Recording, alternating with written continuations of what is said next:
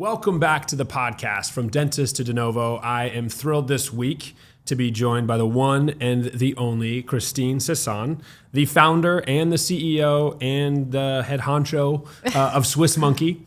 And I wanted you to be on the podcast for a bunch of different reasons. So first, thank you for being here. Oh, I'm excited. I bet. And we've been chatting before we got started, and it was like, oh, we need to turn the cameras on and get some of this, on the podcast. But really, your story about how you guys got started is what I think is part of the essence of the brand and really what you guys have brought to the market. So you guys got started. I don't quote me here. You'll educate me. Right after COVID, or basically during COVID? So we had to actually pivot during COVID because staffing was hard before COVID. Mm-hmm. We've known each other almost 10 years. That's crazy. Isn't that crazy? Yeah. And when COVID hit, we had to really focus in on how do you fill the staffing needs of an office when no one wants to come into the office, right? Yeah. It's this kind of Terrified weird thing. to come So yeah. And so the company got started by necessity. Yes. Your husband's a practice owner. You're working in the practice. Yes. And then somewhere along the way, it was, hey, staffing's crazy. We can't find good people. We are trying to grow, expand, enter. How did you come? Did you have an epiphany? Was this just you're pulling your hair out? I mean, it's like, yeah, I think it's all of the above, right? Okay. I think one out of three dentists are like looking for front office staff. And it's this crazy convergence of now you've got this next generation who want to work from home, mm-hmm. right? It's this millennial Gen Z generation, which is like 1981 and younger. Mm-hmm. Right? So people want to work from home. They want to have this new autonomy. They don't want to be W-2s. They want to be 1099s. They want to be able to make what they want to make. And they want to have not necessarily just one employer. They might want to have 2 or 3 different contracts. So, and they don't necessarily want to work full-time in one position. Mm. So you've got this strange kind of convergence of different factors, and you've got reimbursement rates going out, and the dentists are like, oh my God, how do I fill this front office position? And so all of these kind of factors come together to say, okay, we need a new way of operating the dental practice, because traditionally we're used to full-time person in the office. Yep. Now you've got this next kind of group of people that we need to tap into because they want to work from home. And so how do you run a dental practice like that? And so the goal here of Swiss Monkey is like, hey, let's rewire how the operating model of the dental practice, and let's figure out how to actually do this in a way that's accountable, that's visible, and that's secure in a HIPAA-compliant fashion to connect to these remote professionals. I remember when you guys started, it was really about you were placing ads almost on Instagram and finding really good candidates on social media, which people at that time weren't really using social media to find candidates. They're just using social media to broadcast themselves. And you guys had stuff everywhere. And you were finding really good candidates. And then it turned in, when did it shift from that to the remote work? Like you really tapped into like, hey, not only can we help you find candidates, we can help you find candidates they're not in your backyard. Oh, yeah. Great candidates might be across the country. Yeah.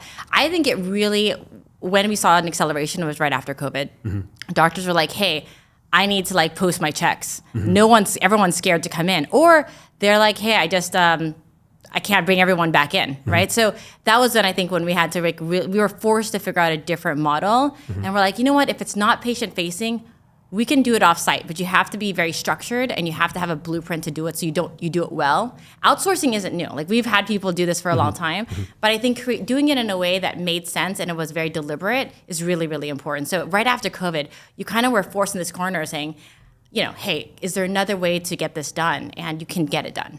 So what's obviously the folks listening or watching, average client or ideal client, what does that look like? Is it somebody who's got 10 offices and they need to remote everything out, or is it the single practitioner and I just lost my front office person and I have no front office person? And that's a great. Most dental practices and most doctors in front office, they want the people on site, right? Mm-hmm. Like I think that's where they want to go. Usually they call me when they have no other choice, at least for now. I mean, eventually I think we're getting these new grads that are like, hey, yeah, I don't want to hear the phones ring at all, right? Mm-hmm. Like, yes, mm-hmm. I want to start off with this design where everything's kind of virtual front office mm-hmm. and then the on-site team. I think the majority of dental practice and dentists are like, hey, I want someone on site. Mm-hmm. And they come to me when they're like, oh my gosh, Christine, it's taken us 3 to 5 months to find someone. Yeah. Or hey, I am just chronically turning over. My team is tired. I'm tired. It's not fun anymore. And people start to like pencil us down. Like I'm done. Like white flag. I this whole operating thing. Running a dental practice is really tough. I don't want to do it anymore. Then they come to me saying, hey, is there another option? because when they come to us with a need, we can fill it within, 4 or 5 hours, they've got candidates, 20 to 30 people. So the speed to talent is so much faster than if you're looking for an on-site person, because think about it. They've got to be within 20, 30 miles of your office. They got to know your software. They got to know dental.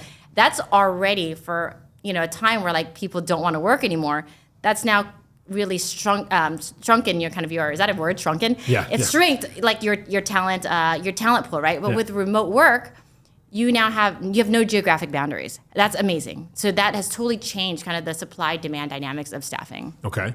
And so then in the startup space, you find that doctors want to utilize you after they find that front office person, and I would imagine a lot of it is tasks you talked about, posting checks, give me kind of the rundown of where your team shines. Oh, for startups, this is what's really cool about remote work and what we're doing at Swiss Monkey is that doctors now don't have to hire someone full time. They can contract with them, and they're all 1099s, right? So what's great, we give our professionals the autonomy to make what they want. They have their own business, so it's a different mentality than an employee, right? Like these are people who want to start their own thing. They're entrepreneurs. They are they want to really excel in their service to their clients, and they don't have to work full to 40 hours, right? So a doctor can say, especially for startups, it's going to be 3 months until I open. Right now, I just need someone to help me with credentialing, maybe some marketing, or like, hey, I'm putting my new patient forms in. Maybe that's 5 hours a month, or just checking the emails.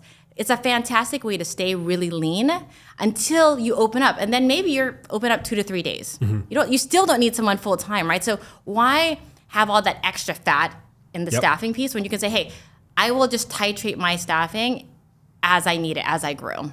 And it's funny to me because hygiene business models kind of always operated that way, such that hygienists work 1 day here, 2 days there, maybe another day there, and then they also have this autonomy to like go and pick up time. I'll go pick up something over here. I feel like working Saturdays now, so I'll pick up a couple Saturdays because there's an office that always seems to have a Saturday availability. And you've taken that and said, okay, we can do this at the front office. And in the startup world, there's so many doctors that have this conundrum of like, I want to hire great front office people, but they can't work all these other places, and they want 32 to 40 hours a week, and I'm not really seeing patients but only 2, maybe 3 days a week. And so that was my aha of like, ooh, what a cool idea, what a cool concept. When you guys take somebody on, I don't want to dumb it down too terribly much because obviously I think what you do is high value, but is it insurance processing stuff, or is it more of sometimes it's, hey, this new patient concierge over the phone, this virtual, I don't want to call it virtual receptionist, but I don't have a better word for it. Yeah. It can be role-based. So it can be say, hey, especially for most private practices, we have 1 to 3 people in the front. So they're not necessarily of the size where they can really silo like a specific task. I would say a lot of the times it is still role-based. Hey, it's my scheduling coordinator. The primary role is to answer the phones. And if the phones aren't ringing, then I want you to audit the schedule for next week or do reservation reminders, right? As they get larger, then you can say, hey, actually, I need someone to just do hygiene. So more job to be done, task-based. I want someone 5 hours a week, 10 hours a week to just do hygiene week here. Unscheduled treatment. I'll tell you, and everyone knows this but doesn't want to say it out loud, no one wants to call your hygiene patients. Yes, we should absolutely have all of the reminders, and you should automate and use AI as much as you can. Absolutely. I want to optimize kind of the human talent. But the reality is now I think people are also like, they want to hear somebody.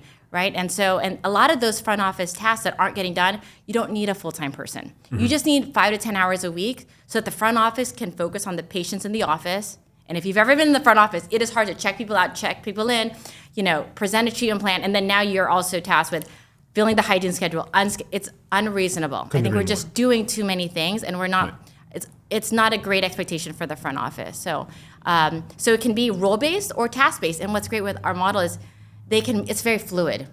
We really want the offices to feel like, hey, if you don't need it, bring it back in, right? Like you can pause. Or, if end of the year is coming up, maybe you need more people to do unscheduled treatment and remaining benefits to get them on the schedule. Then you can always increase your hours or find a professional during that specific seasonal time. Okay.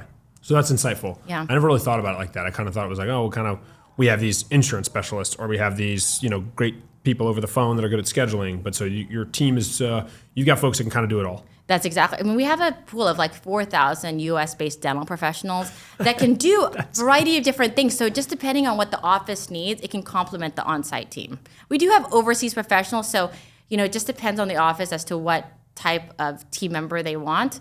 But again, most of them are U.S.-based, and you can then craft like, hey, this is a hygiene role, this is an insurance coordinator, Or this can be someone that's training, right? Or an interim position. Like, hey, someone's going on, we get this a lot, maternity coverage. Yes. Sick leave. Like, your practice needs to go on. It cannot be dependent on a person. And we know the front office, I think I saw a stat, it's like 60% turnover. How are you going to run a dental practice or any business when you have a 60% turnover rate? Right. It's greater than fast food.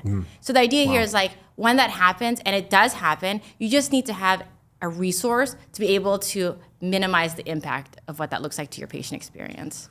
Would you say the biggest mistake is folks waiting too long to contact you? Or they try to clean it up themselves and they made more mistakes and then they call you and say, oh, now I need you to bail me out. Yeah, we get some version of that. Yeah, usually when they come to us, there's usually a fire. Like, hey, I needed this person yesterday because, like I said, and this is kind of where we are right now. They've tried everything else, right? I mean, the majority of people want someone on site, and then they're like, hey, this is not working for whatever reason. Sometimes it's the cost of living. We have, we're in California. Yeah. The cost of labor is very expensive, and so when you have this kind of now remote network, you can actually tap into areas that have lower cost of labor and not having to do all the payroll, unemployment, the parking spots, extra computers. I mean, especially for startups, right? There's all those things there where you can say, hey, I can contract with this person, just pay the hourly rate, and that person is taking care of all those extra things, and I don't have the headache of onboarding, offboarding, having that extra liability. We've taken care of all that. One of the things I see with startups is essentially, you've got kind of two folks. You got the doctor doing it for the first time, and you got the front office person that has a resume full of experience, but probably experience in one particular office, one particular way. So they used Dentrix, and you're on Open Dental, and they're like, oh, I got this. I've done 7 years of experience. And they're like, well, I don't really know Open Dental. And so I kind of equate it to like, well, you've been driving all your life, but then you started driving an electric car, and you're like, oh, I take my foot off the gas, and it really slows down, which is a surprise for anybody that's driven an electric car. You're like, ooh, that's kind of a herky-jerky thing. So it can be herky-jerky, if you will, in the startup where you've kind of got the blind leading the blind. Like the doctor doesn't really know what's supposed to happen in the software and in the proper billing and with the proper stuff. And then that front office person is supposed to know, but then they don't know. And so auditing is where I'm going with this. Do you guys do any sort of like, hey, you can hire us to audit check the stuff that's going on? So like on a weekly basis, we can tap in and make sure that this is happening, or on a monthly, or is there a preferred cadence? Absolutely. Okay. I think that's just having the extra resource and that layer where you have the quality assurance aspect. And look, a lot of enterprise clients have that, but for smaller startups, 1 to 2 practice locations, that's really difficult to have that extra layer, and now you can have it. Yeah. And you brought up an extra interesting point there as well, is that usually when you're startup, you have a limited amount of funds, right? You got to be really, really thoughtful about how you spend it. And you're like, yes, you'd love to hire some really great talent that has 10 plus years of experience. But usually your practice isn't busy enough for that 10 plus year person to leave their full-time position to come work for you, right? And you don't even need them full-time, but now you can say, hey, I can now hire and contract with someone that has 10 plus years. I don't need them full-time. They don't need to come to me full-time, but I can still tap into their skill set for whatever, 5-10 hours a month. And you could access that, which I think before just wasn't really, we couldn't really do it. Yeah. Do you guys still help in the hiring aspect of things, or no, it's mostly shifted to say, hey, let us bridge the gap.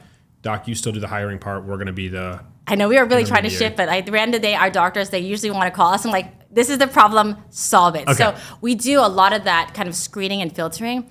As you know, every practice is different. And they might say, hey, I just need a biller, or I just need a front office receptionist, but they all, it's like they all schedule differently. Some doctors like one patient in the morning, one patient in the afternoon. Some are like, just pile it on there, or they're on Open Dental and Dentrix and whatnot. And so we do kind of filter it out, and we always let the doctor determine which one is going to be the best for them, because you want to keep that patient experience sacred, right? Like you don't want it to be like, hey, the on-site team answers the phone this way, and then the off-site. It needs to feel like a seamless experience, and that's really what we help our doctors do. Is like we will really handhold them through, because it's not just we're not widgets, and we're not a widget company. We just can't plug person A into this whole thing. Right. You have to orient them so they have a blueprint of like, here's how we answer the phones. Here's our daily goal. Here's how we transfer information from a remote team to an on-site team in a secure way. Like this whole thing of like texting patients, like we've created kind of an infrastructure that allows our doctors to be able to do this in a way that isn't creating exposure around HIPAA and all of that, and just optimizing for success when they are not in the same kind of geographic location. You're speaking about it as somebody who knows, because of your affiliation with your spouse's practice, and you're intimately aware of the good and the bad. How much of this did you guinea pig? I'm doing. You probably got iterations coming down the pipeline that you're guinea pigging now, if you will. Is that right? I mean, every if you run a practice, this is not, you have to have the stomach for this. Like, this is not something that just goes, like, it's not like it goes away after this. Like, I just had a situation where a couple of weeks ago, I had someone that had to resign because they just had a baby and they want to spend time from home. Totally. And then, so now I went from 3 people to 2 people. And then I have someone going on vacation for a week. Now you've got 1 person. What do you do? Right? So luckily we have, I was able to get 2 people quickly within 2 days. Okay. So just for that amount of time, I'm like, okay, we went from 3 to 1 in less than 2 weeks. But in 2 days, I was able to get 2 extra remote people, right? To be able to cover for that time. Yeah. So I think that there's just the impact to a practice and the experience and to the team. The team is doing, so it's like it's not like your team is lazy. The team, there's a ton of stuff to do. Because sometimes there's a lot of things to do in the office. And so part of it is like, hey, can we give them a resource to be able to plug into great talent really quickly? You have obviously DSO clients or multi-location clients, whatever you want to call them, and then you have single owner doctors.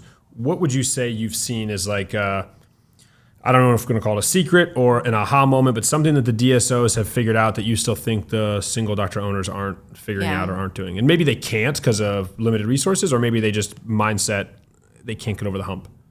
I think, the biggest thing is that when you have multiple locations and and we work with some with like 600 plus locations, wow. They just have greater resources, right? Like if you even think of dental assistants or a front desk, if someone calls in sick, they can move somebody in. So I just think quantity wise, they have the resources to move things in, those economies of scale. When you're a private practice and you're in a rural area in like California and someone calls in sick, you don't have a second practice to call into, right? There is no one there.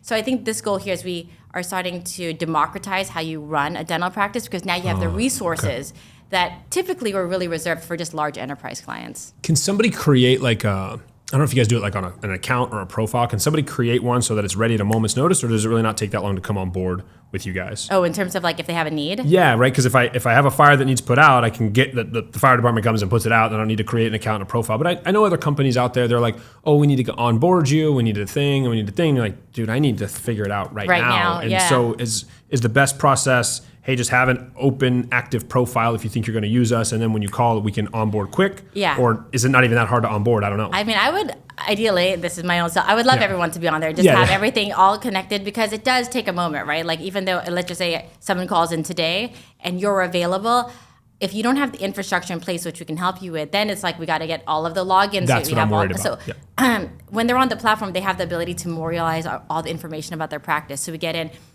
who their team members are, how do they like the schedule, where all the logins are. So all of that is inside of our platform so that when you bring in somebody, it's not like that doctor or that front office manager has to orient them and onboard them, right? Because every practice is different. And so if you can come to us before the fire, then we can at least get all the information ready and captured so that if something ever happens, when you do onboard, all the information's there, right? Because really that's the most important piece. And that in and of itself is a system or a process or a protocol, if you will, that a lot of offices don't think about. Yeah. And so like the front office person, by default, if there's one, they're an office manager, if you will, they have this stuff written down somewhere in a journal or something, and the passwords are all somewhere, or it's saved on the computer. Yes. But I got to log in to their profile to get the thing saved on the desktop, and I don't know their login, so I got to, Christine called out today, I got to get her on the phone and get her login to get to the passwords, and automatically I'm at a disconnect. Oh, I'm automatically kind of frozen or stuck.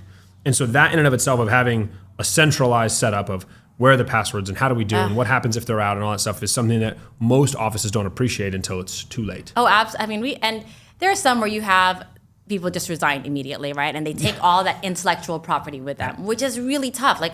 Or they hold the office or the doctor hostage. Hey, if you don't give me this raise, I'm going to, I'll resign, and I know everything about the practice, which really there are best practices of how you should run it. So worst case scenario, we can help you kind of just get everything back in place. But you're right. They're on sticky notes. They're on like workstation 1, workstation 2, or it's like, on some kind of notebook somewhere. And I was just having this for my own office, is like really getting things inside of a centralized location where we have access to it is really key, because that way it's like we have some place that we can all go to as there are changes in the staff. When you, shifting gears for a second then, because one of the things you talk about with DSOs having resources, I would tell you the thing I see a lot is decision-making capability. Because they have resources, of course, they can do decisions, but one of the things I see with either startups or first-time owners, whether they bought the practice or whatever, they're stuck and they're like, I don't know what the next decision is. And so then I just freeze, and that kind of compounds the fire. It is fanning the flames in the wrong way. And so I think that what I see the difference between a multi-location owner or a DSO is they're just good at making decisions quickly. Even if, yes, there may be some risk, it may be a bad decision, they would rather go that direction and then go, oh, that wasn't right, turn around, let's go the other way, than freeze in place and go, well, they called out. I don't know. Do we just shut the practice down? How do we do it? What do we do? They didn't come back after. I've had this happen. Yeah. Guy bought a practice, had the person that came with the practice was one front office person, one dental assistant, one hygienist. Average practice in America is 4.5 employees still, I think, half being like a part-time hygienist. So that's not uncommon to see a very, very small team. And part of the thing that you solve is, if I only have 3 legs on a stool and one leg, then it's going to fall off, right? So same concept here is like if one person's out, then we might be paralyzed and we can't move. And so he bought a practice 3-4 days in, front office person just didn't come back after lunch. Just said, hey, are you coming? You think? Crickets, just ghosted him. And at first you're like, is everything okay? Did you get in a car crash? What happened? Where are you at? It was on a Friday. Couldn't get a hold of her through the weekend. And Monday is like, I guess I don't have a front office person. He spent his time over the weekend trying to contact this person instead of trying to solve for just basically this person ain't coming back.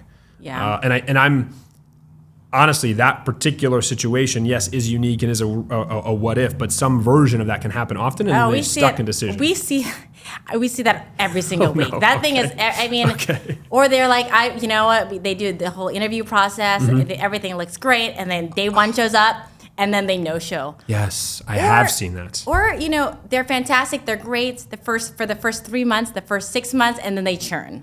Right? It's like, that's why it's not necessarily like, is it going to happen? It's more like when, and I know I don't want it to sound like negative Nelly here, but we want to have, you need to have some kind of system in place that when it happens, you can take a breath and like, hey, we can get this solved. Because the reality is we can solve, we've had offices where they had 5 letters of resignation on a Monday. How do you run it on? And they're in a rural area in California. Like, what do you do?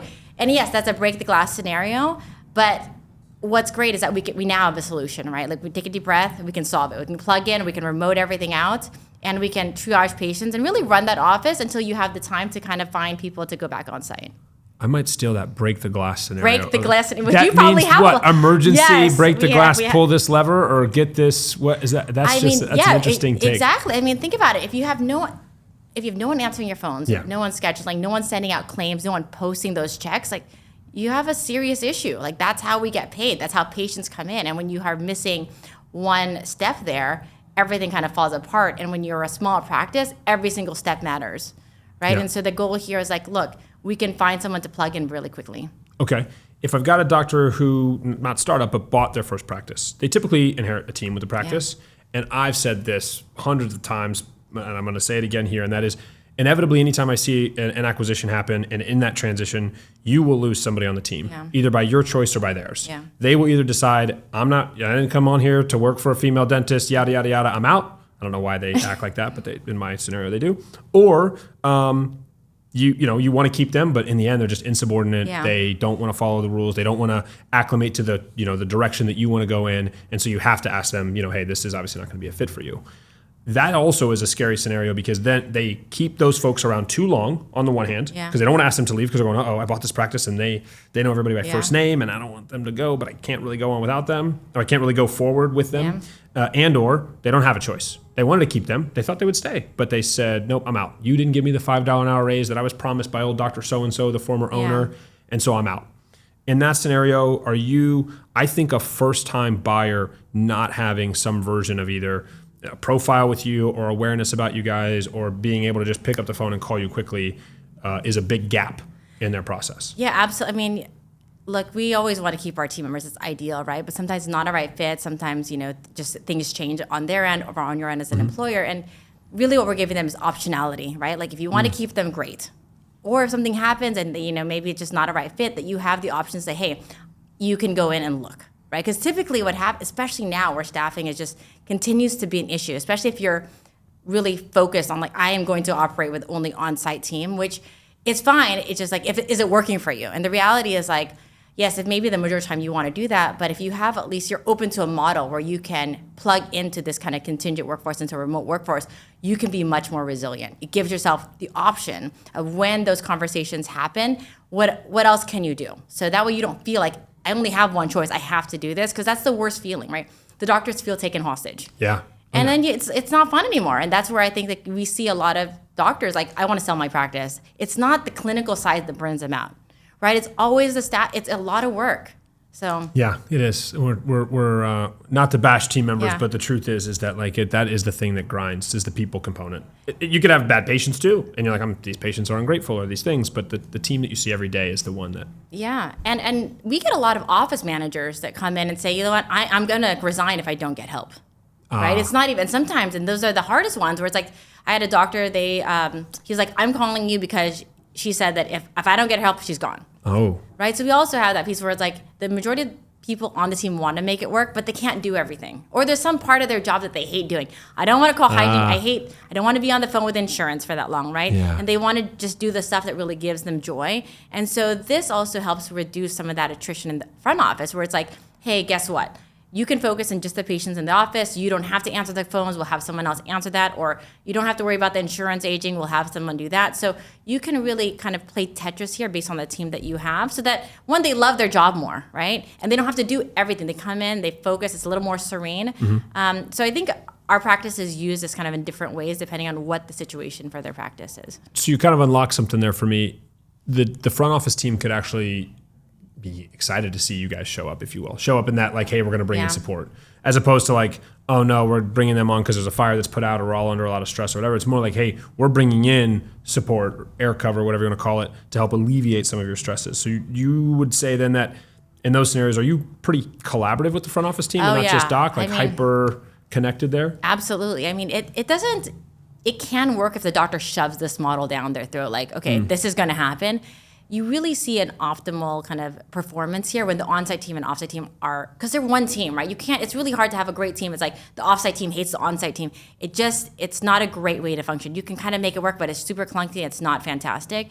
The reality is you want to align incentives, right? Because the reality is like, if you can answer more phones, you can get the collections faster, you can have the on-site team focus on like, presenting high-value treatment plans, everyone wins. You make more money, and when you make more money, everyone makes more money, ideally, right? Yeah. Or if you can find team members that are, maybe less expensive than your current area. I always use that in California, right? Yeah. You can use that differential in wage and say, hey, guess what? We're going to set that back to the on-site team, right? Yeah. But the idea is that you can increase your production is really what you want to do, and you want to reduce the turnover of the on-site team saying, God, I'm tired. I can't really do this anymore. What's the rate at which you're seeing some doctors kind of adopt this model of like, hey, our front office team is basically virtual, and there's people here on site, but they're going to be mostly clinical people, a dental assistant bringing you from front to back when you check in, because check-in was already handled, via your phone or your whatever. Are you seeing a higher rate of adoption of that? Because I think at first when people heard that, they're like, that's some weird stuff, and/or that was a COVID necessity, but I don't have to do that. And I'm seeing other doctors going, I kind of like that. Yeah, I mean, it's kind of like med spa kind of feel, right? Where it's like and I'm actually trying this with my own practice, where it's like, can you fully prep a patient outside of the office? Because if you think about it, the majority of the dental experience for a patient is not in the chair. They're in your chair, a few hours a year, right? Right. So think about it, between the patient communications, the phone calls, the treatment planning, making payments, that doesn't have to be done in the office. When I go in a hotel, like I prepay, I book. If I have any questions, I do it on the phone. And so if you really want to be super aggressive, you can really prep that patient before they come in. Everything's done, right? Like you have the patient saying, hey, you have a question about your treatment plan? Let's do a Zoom call. Yeah. Let's present that. Like at least the treatment coordinator is ready. It's in a serene place. You have the x-ray up. The financing is all set. And it's a one-to-one, and the patient doesn't come into the office. You don't have to worry about setting up another room, right? They can come into the office, or they're working, and they can say, hey, let's just do that 15 minutes. That's kind of a totally new way of thinking about it, right? Maybe you have the patient's schedule instead of the doctor 15 minutes with the treatment coordinator. Give the treatment coordinator a Calendly link, right? So when that patient is ready to schedule, they're like, hey, Jonathan, I'm ready to talk about that. Can you do it tomorrow at 11:30? And that way the treatment planner is also ready to have that conversation. I think that's great. Right? I'm just like, wow, that's such a great idea. And I never really thought about that. And honestly, because of what I'm so used to in dentistry, right? And you really got to flip it around a little bit or turn it upside down, because you get out of the chair and or you stay in the chair, So the treatment coordinator comes in and gives you the full court press and you're in the chair, and there's not an individual on the planet outside of maybe you or me and a few other folks that we know that's halfway comfortable in a dental chair, because most folks aren't. I don't care how much the chair costs. That's always my thing. It's like, I don't care if the most expensive one or the cheapest one. Everyone still goes, it's a dental chair. And like my friends and family are like, oh, I hate going to the dentist and whatever. I'm like, that's not that bad. I listen to a podcast, hang, whatever. But we're used to it. And, we figure 99% of the population isn't used to it and doesn't love being in that dental chair. So now you're presenting treatment and talking about something else they don't love, which is finances. Yeah. And or you get them out of the chair and you put them into a nicer consult room, but it automatically feels like the full court press. Yeah. And consult rooms have adapted tremendously today. They're very, very nice. Yeah. They're very, very serene, peaceful. You can have the lavender scents and the warm towels, and that's a good start. But in the end, you're still going to be talking about financials, and they're in the dental office. And in my opinion, most folks have allotted an hour for their dental visit. Yeah. And you've breezed through that hour, and now I'm going, I got to get back to work, or I got to get to the thing, or pick up my kids, and you're still wanting to talk to me about the whatever. Yeah. And every minute feels like 10 minutes or 20 minutes, and you're under duress as a treatment coordinator, and I'm basically going, you know what, I got to talk to my husband about it, my wife about it, I'll see you later, let's go. And then you did kind of everything exactly to the T, but you have so many factors working against you in that scenario. I just kind of aha'd right now at like I'll do it in your home. Yeah, do it wherever. Right? How many people do you see? This is a sidebar, so I apologize, but I see folks sitting in their car all the time on their phone, hanging. And I think, honestly, some folks are like, it's a quiet place for me. I need to zone out right now. Are you talking about the parents? Okay, that is our place. It's parenting. It's parenting as two parents here. But like, you go get your morning coffee and then you're like, I'm just gonna sit here for 10 minutes. No kids in the car. I dropped them off at school. I'm gonna just sit here and zone out for a few minutes to keep my sanity, right? And so, but I think I could see folks sitting in the car on a Zoom going, let's talk about the treatment plan. Let's do the thing. I think I think we have to integrate kind of the workflow and the patient, wherever the patient is, right? And a lot of them, they're busy. Yeah, they don't even want to get on the phone half the time. So a lot of it is via text message, or you're right, in the car, or like busy parents that are like driving from one place to another, right? You're sitting there waiting at soccer practice anyway. Yeah. You got an hour, you're just sitting there hanging out. Maybe it's raining outside, but the kids are still doing practice and you're hanging in the car. You can knock this out. Yeah, why not? Right, exactly. Wow. And I'll bring up another point that you reminded me of. Usually, too, you need someone in the office that's very comfortable presenting treatment plan. A lot of people aren't. They have a number is what I call it, where it's like anything above this, I'm not comfortable presenting. Very true. Right, that's and when they are challenged to present a treatment plan over $5,000, then I think that shows in the patient case presentation, right? Mm-hmm. So sometimes you have everything on the clinical side all ready to go, but whoever's presenting the treatment plan doesn't have the skills or their verbiage, and then you're like, okay, this is all I have. Right? So now you can say, hey, is there somebody else that's really skilled at presenting treatment? Someone that really can understand how to integrate patient financing, how to overcome those barriers, how to provide that premium experience, right? Especially if you're like presenting $20,000 treatment plans, there's a way to do that.